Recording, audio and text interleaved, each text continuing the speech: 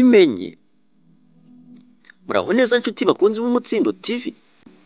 Uyu munsi dutangiye gahunda nziza nshya yo kubaka umuryango nyarwanda, aho tuzagenda tureba impamvu zituma ingo zisenyuka, tukanareba icyakorwa ngo bigabanuke, twubake umuryango nyarwanda urambye, kuko niryo shingiro ry'iterambere. Reka dutangire ku kintu utari uzi ko cyateza ingaruka mbi mu muryango. Ese wari uzi ko gutera igitanda nabi mu cyumba ku bashakanye bishobora gutuma batandukana? Ubundi mu ntangiriro Imana yaremye umuntu ari we mugabo nk'uko Bibiliya ibivuga, akaba Adamu.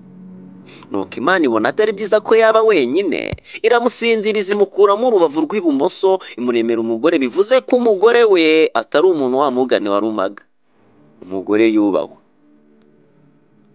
Mu gusezeranya umugabo n'umugore, haba mu mategeko ndetse no mu idini, bavuga ko ari imbere y'Imana. Nuko umugabo n'umugore bagasezerana kuzabana akaramata, haba mu bibi no mu byiza, ko bazatandukanywa n'urupfu. Ariko se nibyo koko niko bigenda, cyangwa bamwe aya masezerano bayarengaho?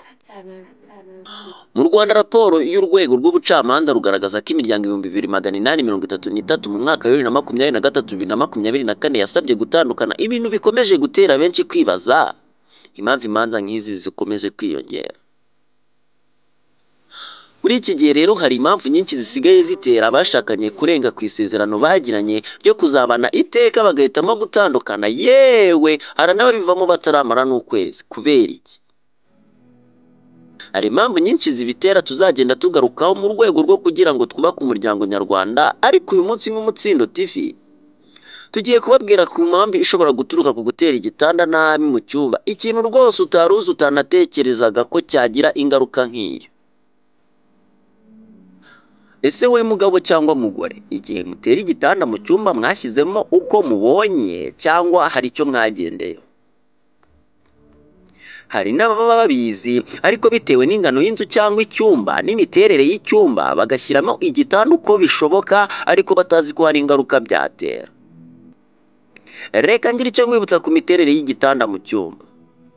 Kera ku bwa ba sogokuruza bacu cyangwa n'ubu, ntekereza ko hari abagikoresha icyo twita urutara. N'uburiri bukozwe mu ngiga z'ibiti ariko zifashe ku nkuta. Bitewe n'uko rero urutara rwabaga ruteye, habagaho twita ku rwururiro n'aho twita ivure. Ibi rero nagira ngo nkwibutse ko bitavuyeho nubwo dukoresha ibitanda bigezwe. Umugabo rero nk'umutware kandi nk'umurinzi w'urugo rwe yagombaga guhora aryama aho bita ku rwururiro, akirinda kuba yajya ivure. Kubera iki rero? Umugabo ni umurinzi w'urugo rwe ndetse akaba n'umurinzi w'umugore we mu cyumba. Bityo rero igihe urugo rutewe, niwe uba ugomba kubaduka mbere, agasohoka nta kimutangiriye, agatabara. Haramuka hagize ikibasanga mu cyumba, akaba ari we giheraho agahangana nacyo, umugore amuri inyuma mu bitugu. Nyine urumva ko aba amukingiye. Bityo rero umugabo w'ubwoba aryama ivure, akaba yiswe umugabo mbwa. Aha naho umugore ahita yiyumva ko ari we mugabo mu rugo, akaba ayoboye urugo gutyo. Tudatinze rero, reka tugaruke ku iterambere ry'iki gihe. Bigenda gute iyo uteye igitanda nabi mu cyumba? Ese ugendera ku ki kugira ngo ugitere neza? Nk'uko twabivuze, abemera ijambo ry'Imana rivuga ko umugore yavuye mu rubavu rw'ibumoso rw'umugabo. Ni nayo mpamvu igihe cy'ubukwe ubona umugore agomba kwicara cyangwa guhagarara ibumoso bw'umugabo we. Ese iyo mugeze mu cyumba gutera igitanda, iki kintu muracyibuka cyangwa muracyirengagiza? Kugira ngo utere igitanda neza rero, ugomba kwita kuri ibi bikurikira. Utitaye ku miterere y'icyumba, ugomba kumenya ivure ku rwururiro, ukibuka ko umugore agomba guhora ibumoso bw'umugabo. Ariko nanone ukibuka ikindi kintu gikomeye, wowe mugabo ugomba kumenya ukuboko ukunda gukoresha imirimo yawe mu buzima busanzwe bwa buri munsi. Murabizi rero ko harimo abantu bakoresha akaboko k'indyo, abandi ak'ibumoso. Ibi byose rero ugomba kubyitaho utera igitanda mu cyumba. Ni gute rero gutera igitanda nawe utitaye kuri ibyo byose twavuze haruguru bishobora kuvamo gutandukana? Aha turagendera ku makuru y'ukuri ya bamwe mu bagabo twagiye tuganira, bafite amaganya y'abagore babo barara babaheneye, babateye umugongo n'ikibuno. Aha abagabo bakabibona nko kuba umugore yarabazinutswe umugabo cyangwa atakimushaka, amakimbirane agatangira ubwo, bigatuma rero umugabo atangira guca inyuma umugore we, bikazarangira bivuyemo gutandukana.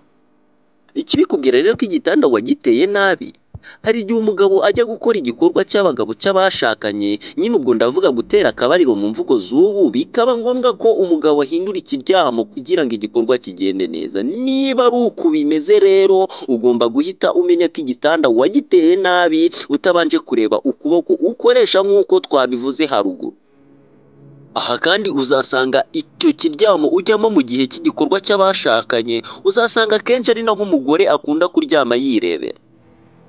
Wowe rero nk'umugabo ukavuga ko ahora aguteye umugongo kandi mu by'ukuri ari cyo cyerekezo cye cyiza, ubwo wakabaye uba uryamamo nk'umugabo, aha bikaba rero byarapfiriye kugutera nabi igitanda mu cyumba. Mugabo ubisuzume neza nusanga iwawe ariko nawe bimeze, ihutire guhindura igitanda ugitere neza mu buryo bwa nyabwo kugira ngo umugore ajye aguhora mu gituza. Umugabo umwe rero yaragize ati, natekereje kwimura ikiryamo ngo ndyame aho umugore akunda kuryama areba, aho kugira ngo ajye ahora aneye umugongo, ariko nanone nkabona ngiye kuryama ivure ndi umugabo nkaba nigize imbwa nihagararaho. Ariko ngeze aho ndabikora kugira ngo minyuze ndebe niba umugore yaranzinutswe cyangwa niba ari uko ari rwo rubavu rwe akunda kuryamira, nkaba narateye igitanda nabi koko. Mbikoze rwose umugore niyongera kuntera umugongo, yararaga mpfumbase agahindukira gatoya nyine, kuko birumvikana ko umuntu atarara aryamiye urubavu rumwe ngo buke, ariko tukamara umwanya mutoya tukongera tukagaruka tukarebana tukongera tugapfumbatana, ati nanjye najya gukora igikorwa cy'abashakanye bigahita bigenda neza, nagombeye guhindura urubavu ndavuga ikiryamo. Mpita mbona koko buri wese yararyamye mu mwanya utari uwe, ariko kugira ngo nakomeza kuryama ivure ndi umugabo, duhindura igitanda mvivure, noneho ibintu bigenda neza, ubu umugore andara mu gituza, ibyishimo ni byose. Rero gutera igitanda nabi mu cyumba byari bimbujije ibyishimo, byari binsenyeye da. Ngayo nguko rero mwebwe mwashakanye, niba murara muteranya umugongo, murebe koko niba buri wese aba aryamye mu mwanya yagakwiye kuryamamo, murebe ko mutateye igitanda nabi. Mukurikije ibyo mwumvise haruguru, muhindure bitazabasenyera mutekereza ko umwe atagishaka undi, kandi nyamara ari uko buri umwe aryamye mu mwanya atagakwiye kuryamamo, bitewe n'uko mwateye igitanda nabi mutabizi. Murakoze rero mwe mwese mukurikira channel y'Umutsindo TV, tuzagenda tureba ikintu cyose gitera gusenyuka ku muryango, tukiganireho turebe impamvu, tunarebe icyo twakora kugira ngo gutandukana kw'ingo kugabanuke. Twifuza kubaka umuryango nyarwanda. Niba utarakora subscribe, yikora ufungure n'akazogera kugira ngo ibiganiro byacu bijye bikugeraho byihuse. Niba kandi iki kiganiro kigushimishije, kanda kuri like, hanyuma unakore share kigere ku bandi benshi, dufatanye kubaka umuryango nyarwanda. Nanone kandi duhe komenti utubwire uko byumvise, duhe igitekerezo cyawe cyangwa unatubwire niba hari ikindi ushaka ko twavugaho, tugikorera ubushakashatsi tuzakikugezaho. Murakoze cyane, mwari kumwe rero nanjye Dani Dash, turabakunda cyane, Imana ibarinde.